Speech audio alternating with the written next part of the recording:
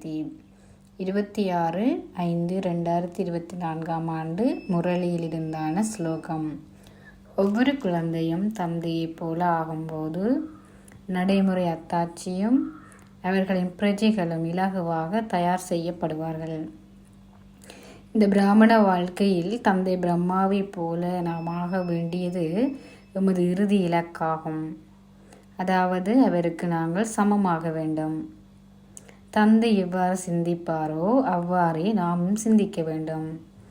தந்தை எவ்வாறு பேசுவாரோ அவ்வாறே நாமும் பேச வேண்டும்.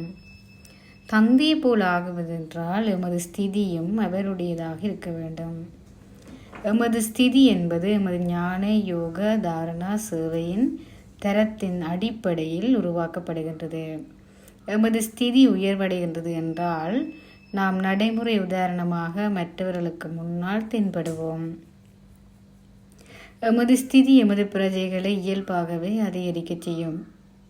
அதாவது அவர்கள் எமது குணங்கள் எமது நடத்தைகள் போன்றவற்றால் ஈர்க்கப்பட்டு எம்மால் அவர்கள் கவரப்படுவார்கள்.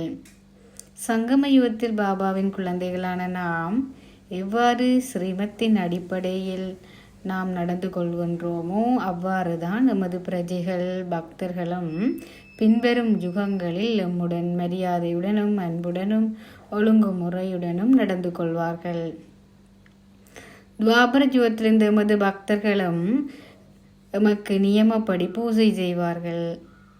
சங்கமயத்தில் நாம் ஸ்ரீமத் படி நடக்கவில்லை என்றால் பின்வரும் பக்தர்களும் ஒழுங்குமுறையுடன் எமக்கு பூஜை செய்ய மாட்டார்கள்.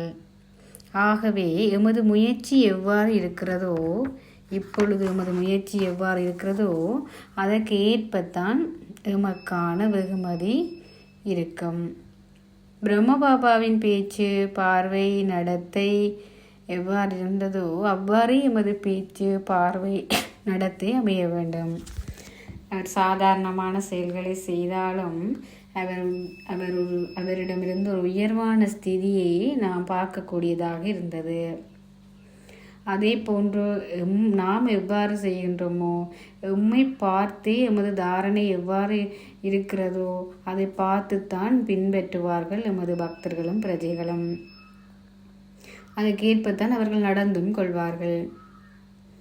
இறுதியாக நாம் தேவதையாக வேண்டுமாயின் எமது மனம் புத்தி சுத்தமாக வேண்டும்.